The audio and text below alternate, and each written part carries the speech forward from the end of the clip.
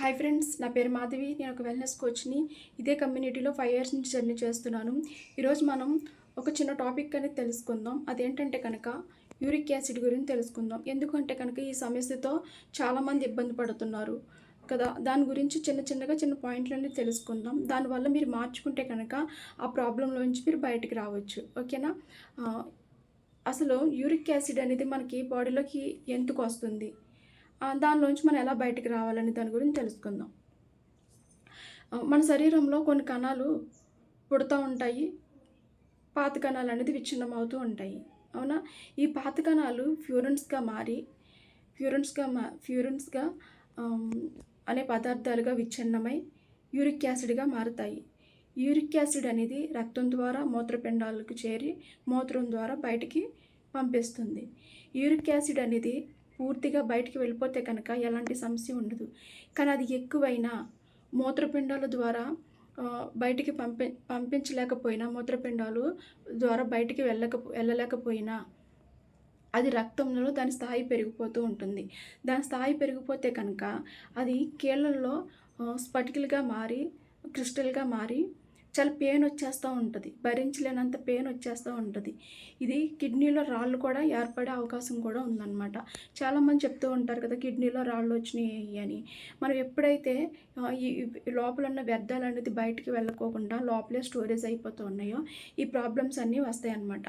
ఆ పెయిన్ అనేది ఎక్కడ తెలుస్తుందంటే కనుక ఫస్ట్ మన అరికాల్లో బొటనవేలు దగ్గర ఫస్ట్ సింటమ్స్ అనేది తెలుస్తూ ఉంటుంది. పెయిన్ అనేది అది ఎప్పుడైతే చిన్న వాపులా రావడం కానీ, విపరీతమైన సూదులతో గుచ్చినట్టు కానీ, ఆ పెయిన్ ఎలా ఉంటుందంటే కనుక ఏదన్నా మనకి సడన్గా ఏదన్నా చెయ్యి కాలితే ఎంత మంట వచ్చేస్తూ ఉంటుంది. ఈ ప్రాబ్లం అనేది మనకి చాలా స్లోగా చిన్నగా స్టార్ట్ అవుతూ ఉంటుంది. చిన్నగా స్టార్ట్ అయ్యి మనకి సూదులతో గుచ్చినట్టుగా చాలా విపరీతమైన తట్టుకోలేని పెయిన్ వచ్చేస్తూ ఉంటుంది. ఎక్కడికి నడవలేము, ఏ పని చేసుకోలేము, చాలా పెయిన్ వస్తూ ఉంటుంది. ఎందుకు అంటే కనుక అది మన బాడీలో బోన్స్ అనేది 306 అని బోన్స్ అనేది ఉన్నాయి. ఇది ఎక్కడెక్కడ ఫామ్ అవుతుందంటే కనుక మొత్తం ఎక్కడైతే మన బోన్స్ ఉన్నాయో మనకు అరికాళ్ళు బొటనవేలు దగ్గర కానీ, వేళ్ళ దగ్గర కానీ, మన మోకాళ్ళ చేతుల దగ్గర కానీ ఎక్కడికక్కడికి మనకి ఎక్కడైతే ఏ జాయింట్లు ఉన్నాయో ఆ జాయింట్లు అన్నింటి కాడ కూడా మనకి పెయిన్ వస్తూ ఉంటుంది.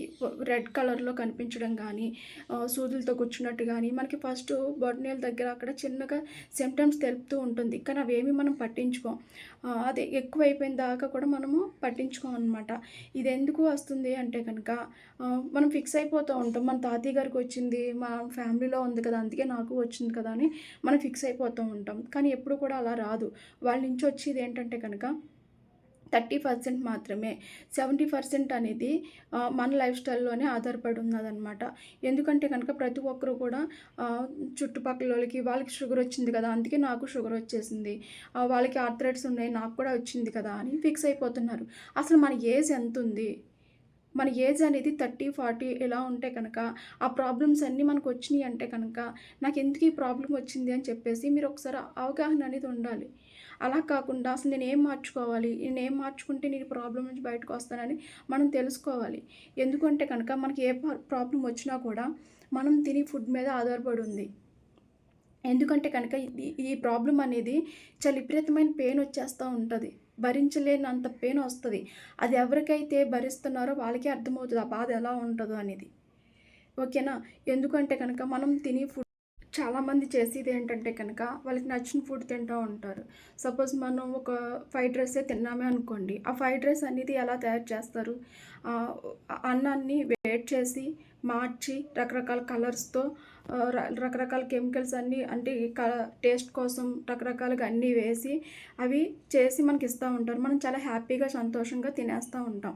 ఎందుకంటే కనుక అది లోపలికి వెళ్ళిన తర్వాత ఏమవుతుంది, అది అరిగిన తర్వాత మనకి ఎలా అవుతుంది, లోపలికి వెళ్ళిన తర్వాత మనకి వేస్టేజ్ అనేది మనకి బయటికి ఎలా వస్తుంది ఏంటనేది ప్రతిదీ కూడా మనకి ఏ అవగాహన అని తెలియట్లా. లోపలికి మనకు నచ్చింది వెళ్ళి తినేసాము అంతే.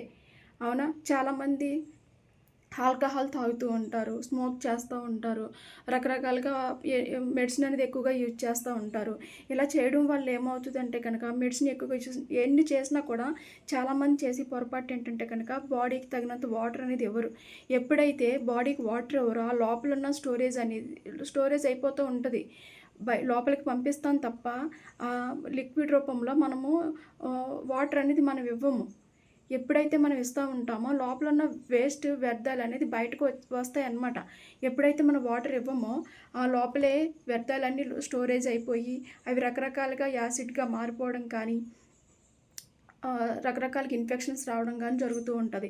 చాలామంది ఈ ప్రాబ్లం అనేది వెయిట్ ఎక్కువగా ఉన్నా కూడా ఈ ప్రాబ్లం అనేది వస్తూ ఉంటుంది. ఈ పెద్ద ఏమున్నాను నేను వెయిట్ ఏం లేను కదా దీనికి ఏంట్లా అని అనుకుంటూ ఉంటారు. కానీ మీరున్న వెయిట్కి మీరున్న హైట్కి ఒక 5 కేజీలు ఎక్స్ట్రా ఉన్నా కూడా మీకు ప్రాబ్లమ్స్ అనేది యాడ్ అవుతూనే ఉంటాయి అన్నమాట. ఎందుకంటే కనుక ఇది వాళ్ళకి వీళ్ళకి అనేది లేదు, ఎవరికైనా సరే ఈ ప్రాబ్లం అనేది వస్తుందన్నమాట. అందుకే మనము ఫస్ట్ ఫుడ్ అనేది మార్చుకుంటూ ఉండాలి, మన లైఫ్ స్టైల్ మార్చుకుంటూ ఉండాలి.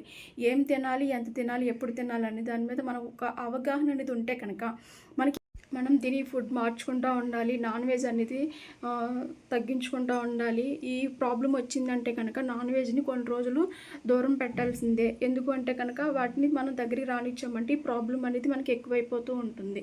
ఓకేనా. మళ్ళీ మనకి ఎక్కువ ఇష్టమైన కూల్ డ్రింక్స్ తాగుతూ ఉంటాం. ఈ థమ్స్అప్ అనేది ప్రతి ఒక్కరు కూడా చేసింది ఏంటంటే డ్రింక్స్లో మనం ఒక థమ్స్అప్ మనం తాగాము అంటే కనుక మన బయటికి యూరిన్ ఏ కలర్లో వస్తుంది? వైట్ కలర్లోనే కదా వస్తుంది. మరి మనం తాగింది బ్లాక్ కలర్లో తాగాం. మరి ఇదంతా ఈ కెమికల్ అంతా ఎక్కడ ఆగిపోతుంది? మన కిడ్నీ దగ్గర స్టోరేజ్ అయిపోతుందన్నమాట. ఓకేనా. మనము ట్యాబ్లెట్స్ వేసుకుంటున్నామన్నా ఏం చేస్తున్నామన్నా కూడా అదంతా కూడా కిడ్నీ దగ్గరే చేరిపోతూ ఉంటుంది. మన కిడ్నీ ప్రాబ్లమ్స్ వస్తున్నాయన్నా కూడా మనం ఏమి ఇస్తున్నాం, మనం ఏం తింటున్నాం దాన్ని చూసుకుని మనం తింటూ ఉండాలి. ఏదైనా సరే మనం చేసే పని మీద ఆధారపడి ఉంది. ఓకేనా. ఈ ప్రాబ్లంలోంచి మనం బయటకు రావాలంటే కనుక ఇవన్నీ మార్చుకోవాలన్నమాట. మరి ఏం తినాలి అంటే కనుక మనం ఫ్రూట్స్లో చూసుకోవాలి, నట్స్లో చూసుకోవాలి. ఓకేనా. నట్స్లో కానీ ఫ్రూట్స్లో కానీ మన వెజిటేబుల్స్లో ఆకుకూరల్లో కానీ ఇలాగ మంచిగా మనం పోషకాహారం మనం తీసుకుంటే కనుక మనకి ఈ ప్రాబ్లంలో నుంచి మనం బయటికి రావచ్చు. ఏం లేదు, ఇందులో మనం లైఫ్ స్టైల్ అనేది మార్చుకుంటే కనుక ఏ ప్రాబ్లం అయినా సరే మనం బయటకు వచ్చేయచ్చు అనమాట. ప్రతి ఒక్కరు కూడా ఫిక్స్ అయిపోతూ ఉంటారు, నాకు ప్రాబ్లమ్స్ ఇంకా వచ్చాయి అంటే కనుక ఇంక వెళ్ళవు, ఇంక జీవితాంతకాలం మనం ట్యాబ్లెట్ వేసుకోవాలి కదా అని అనుకుంటూ ఉంటాం. కానీ అది ఏం అవసరం లేదు. ఒక ప్రాబ్లం వచ్చిందంటే కనుక మనకి లైఫ్ స్టైల్ బాగోకపోవడం వల్లే, మనం ఏం తినాలో ఏం తినకూడదు అవగాహన లేకపోవడం వల్లే, మనం చేసిన తప్పుల వల్ల మనకు ఆ ప్రాబ్లం వచ్చింది. కానీ ఇప్పుడు తెలుసుకుని మనం మార్చుకుంటే కనుక ఏ ప్రాబ్లం అయినా సరే మనం మెడిసిన్ ఫ్రీ లైఫ్ చేసుకోవచ్చు. అది ఎవరి చేతిలో ఉంది? మన చేతిలోనే ఉంది. మన ఆరోగ్యం అనేది మన చేతిలోనే ఉంది. మన ఆరోగ్యం మన చేతిలో ఉంటే కనుక మన ఫ్యామిలీని చూసుకోవచ్చు. ఫ్యామిలీని చూసుకుంటూ ఉండాలి. ఫ్యామిలీని చూసుకోవాలంటే కనుక మనం ముందు హెల్తీగా ఉండాలి. హెల్తీగా ఉండాలంటే ఫస్ట్ మన లైఫ్ స్టైల్ అనేది పూర్తిగా మార్చుకోవాలన్నమాట. ఎలా మార్చుకోవాలంటే కనుక మనం మార్నింగ్ లేచిన తర్వాత వాటర్ తాగడం, ఫిజికల్ యాక్టివిటీ చేస్తూ ఉండడం, వాకింగ్ చేయడం, యోగా చేయడం కానీ, మన బ్రేక్ఫాస్ట్ని మార్చుకోవడంలో కానీ, మన మీల్ ప్లేట్లో మార్చుకోవడం కానీ ఇవన్నీ చేయడం వల్ల ఏంటంటే కనుక మీ మైండ్ అంతా కూడా చాలా పాజిటివ్గా ఉంటుంది, చాలా ప్రశాంతంగా ఉంటుంది. మీరు చేసే పని ఏదైనా సరే చాలా ప్రశాంతంగా చేయగలుగుతారు. ఇవన్నీ కూడా మీ లైఫ్లో ఉంటే కనుక మీకు ఎలాంటి ప్రతిరోజు కూడా మీకు అలవాటు అయిపోతూ ఉండాలి. మీరు చేసే పని ఏదైనా సరే పాజిటివ్గా ఉండడం కానీ, తిని ఫుడ్లో కూడా మంచిగా హెల్తీ ఫుడ్ తినడం కానీ చేశారంటే కనుక మీరు జీవితాంతకాలం చాలా హ్యాపీగా ఉండొచ్చు, హెల్తీగా ఉండొచ్చు, మీ ఫ్యామిలీతో హ్యాపీగా ఎంజాయ్ చేయొచ్చు. ఓకేనా. Thank you. ఈ వీడియో మీకు నచ్చితే కనుక లైక్ చేయండి, షేర్ చేయండి, సబ్స్క్రైబ్ చేసుకోండి. ఓకే. Thank you.